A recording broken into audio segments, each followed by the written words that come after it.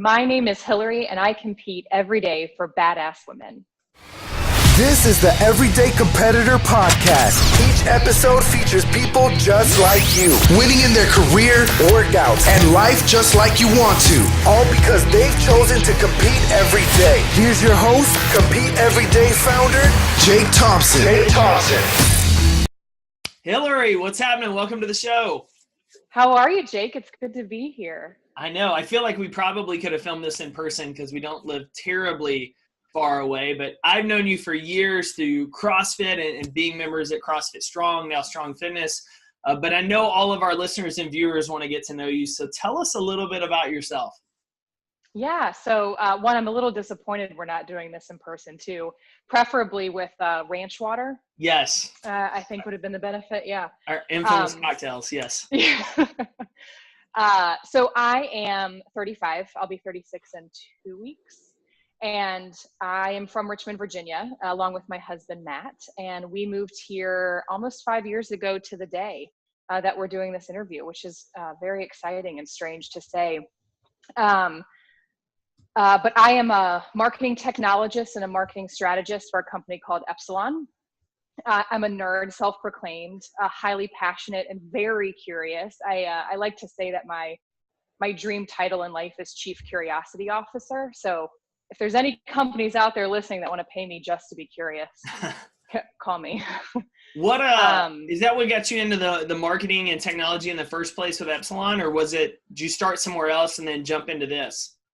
Yeah, so that's an interesting question. So after college, I did financial planning for Ameriprise, which was a fantastic whirlwind 11 months experience. And I ended up at a wedding of a good friend and sat next to this woman who was the CEO of a small loyalty company called Affinion Loyalty Group.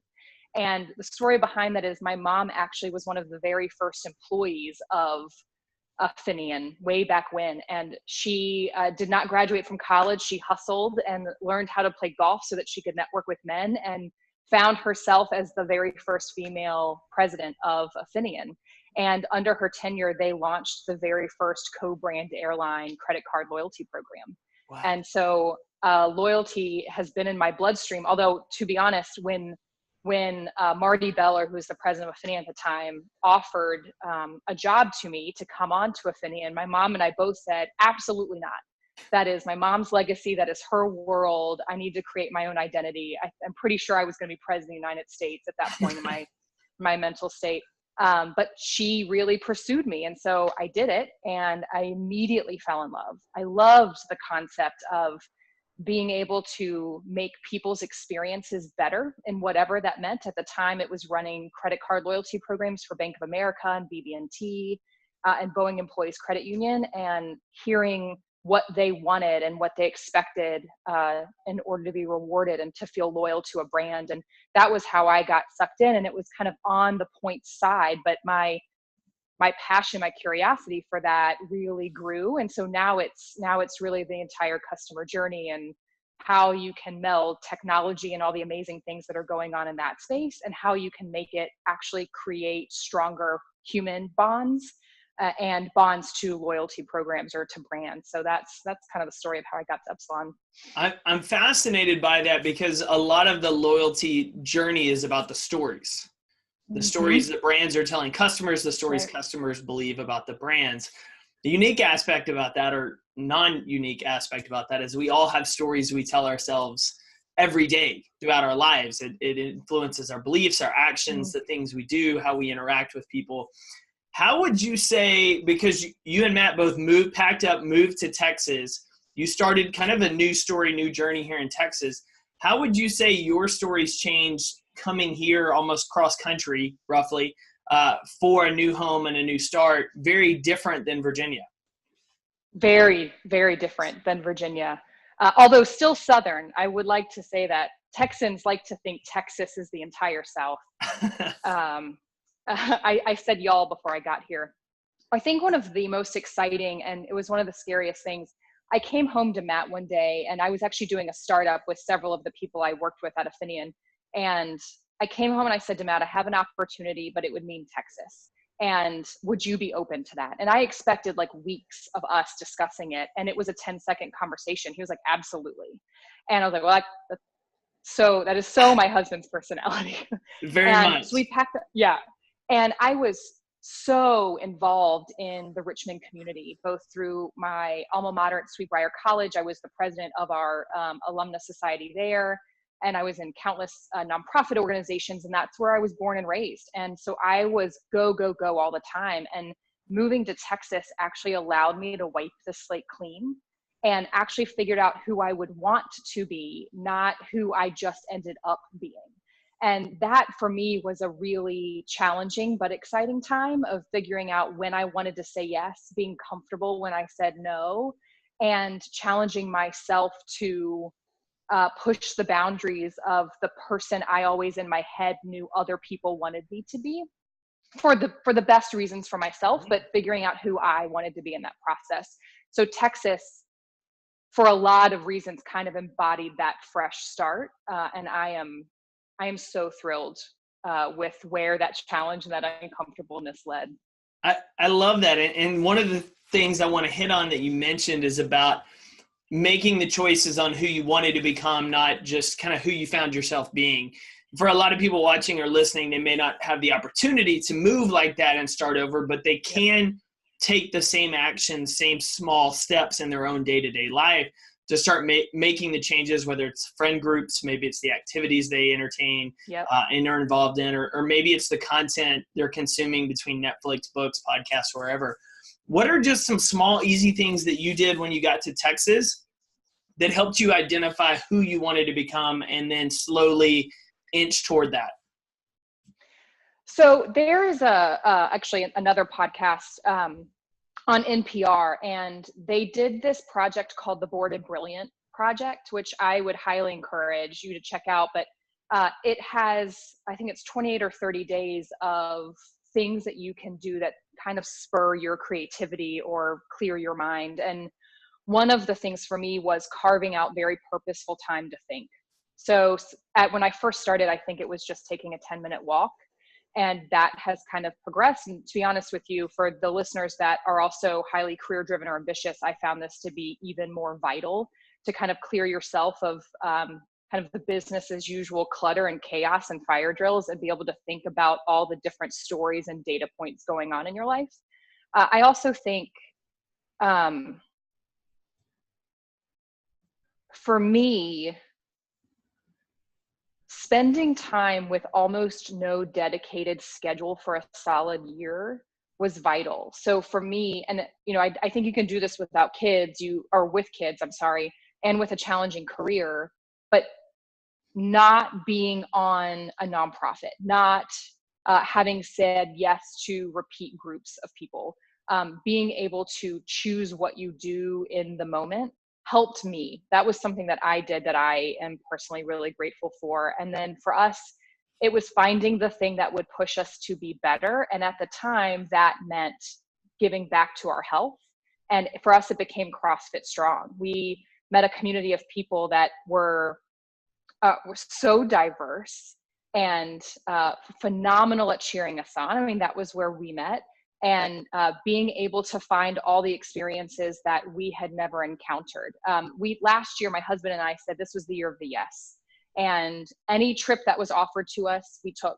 Any concert, we're not concert people. We went to Lady Gaga, and we went to Taylor Swift, and we went to a number of other concerts, and traveled with friends to places like Marfa, Texas, that we had never been, and tried to embrace as many unique opportunities as we possibly could.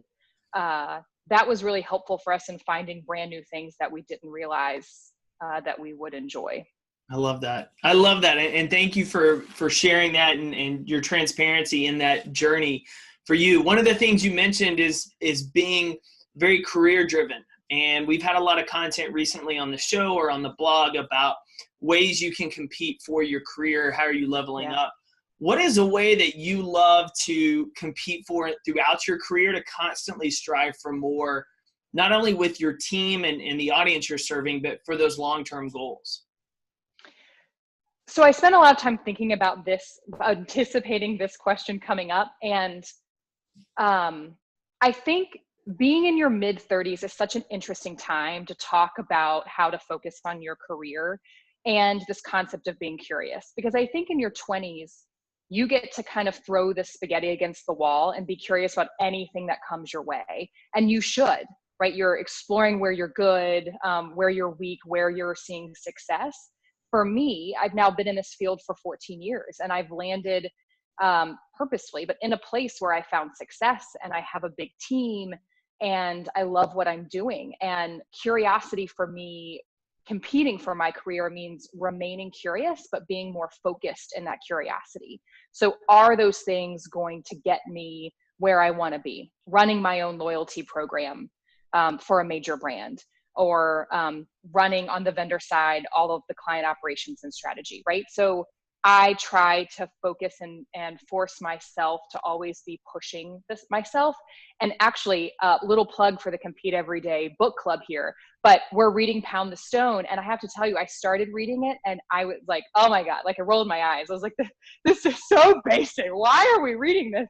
And then like every few chapters, I'd be like, oh man, that's such a good reminder, right? So establishing those, the basic drills. And for me, it's showing up to my office, wherever that may be that day. And I start my day with reading the 3 chapters or listening to an audio book. Like right now, I'm also listening to Life 3.0, all about artificial intelligence.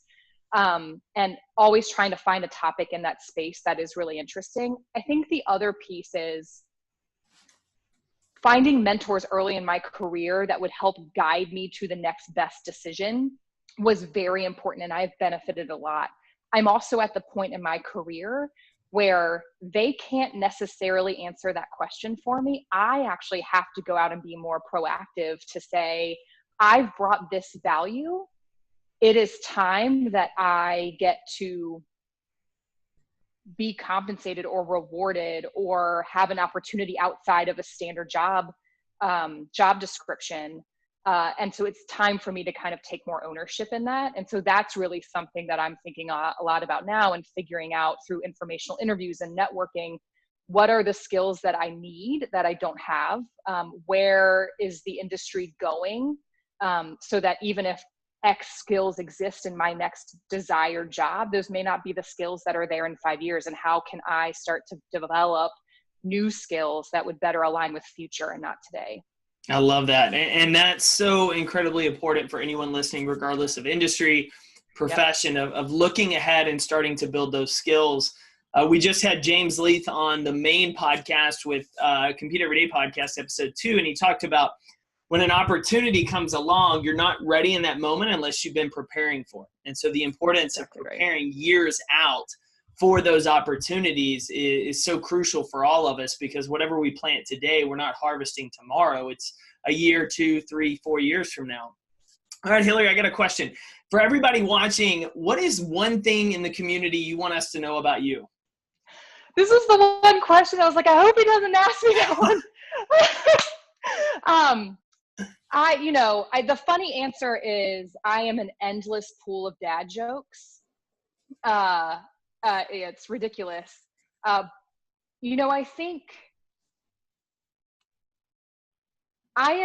think there's so many stories when we talk about the Compete Everyday community of people that are incredible at athletics, and they're just incredibly gifted at the things that they do. And I don't feel like I am one of them, right? Like I show up and I work out and I'm the last one, but I have so much fun doing it.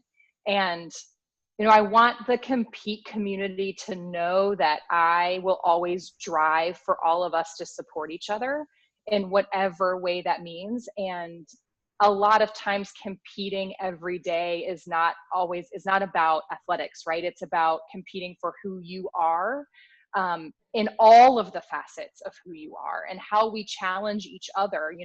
You and Jason DeMeo and myself are constantly trying to encourage each other to be better than who we are. And I find that exciting. So I guess I would like the community to know that I love being uncomfortable. I love that. And I'm glad you hit home that point. I posted something, I know this will be later when everyone's watching it, but I posted something yesterday in the Facebook group about, did you get better today, yes or no? And there were a lot of comments about workouts, both yes and no on the workout. And so today I've just PSA announcement. Hey guys, like your workout doesn't influence whether you have a better day or not. Like, yeah, sometimes it's about that health, but sometimes it's listening to a podcast or going for a walk, or just reading a book chapter. Like, what are you doing to advance your career, your health, your relationships? It's more than just in that gym. And so individuals like yourself, like you're going into the gym, you're loving the community. It's not about first place finishes there. It's about how do you get better. And then on the flip side, in your career, it's like, I want those first place finishes. So you have those different things you're competing for, but it's all the same of just taking small incremental steps forward every day. And so I appreciate you tremendously sharing that with us. So the last thing I've got to ask you, because you are a curious individual, and I assume you always have been, but what's the one advice you would give your 10-year-old self? I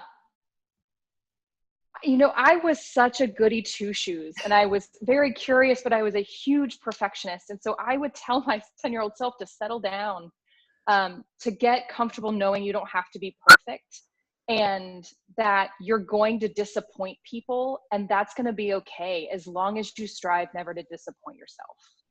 Love it. I love it. Hilary, thank you so much for coming on the show this week. Thank you so much for having me. It was a great blast.